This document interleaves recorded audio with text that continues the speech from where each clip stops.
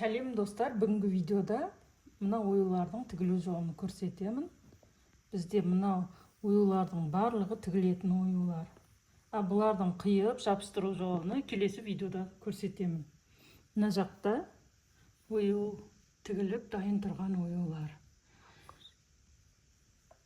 Міне, біреуін көрсетейін. Міне осындай арт жағы міне. Бұл заказдар біздің. Алдымен бұл оюларымызды мынадай жіппен тігеміз. Вишиванный жіппен тігеміз. Енді оюымыздың кез келген жерінен тігіп бастаймыз. Кішкене жібіні мен бұлай артығымен алып аламын. Бұл неге дегенде бұл тігіп болып, сосын мына жерін қазір видеода көрсетемін, түйіп қоямын. Сол үшін артығымен аламын.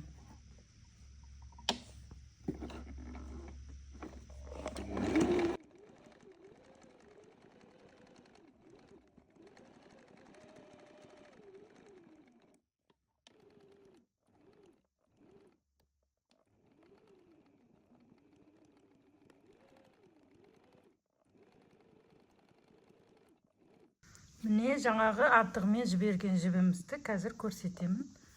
Түйіп қоямыз. Міне астыңғы жағынан үстіңгі жіпті тартып аламыз. Көрдіңіздер ме? Міне. Осы жіпті біздің тігісіміз сапалы болу үшін бұлай тігіп қоямыз. Түйіп қоямыз. Екі рет түйеміз. Сосын артық жібімізді қиып алып тастаймыз. Міне, тігісті бастаған кездегі ұзын екі жібімізді түйіп қиып алдық.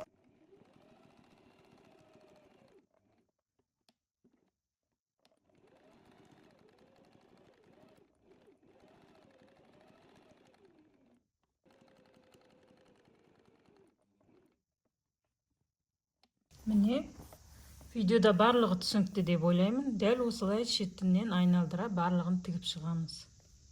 Дайын болғандағы оюымыз осындай барлық жері тігіліп шықты. Міне, арт жағы да осындай.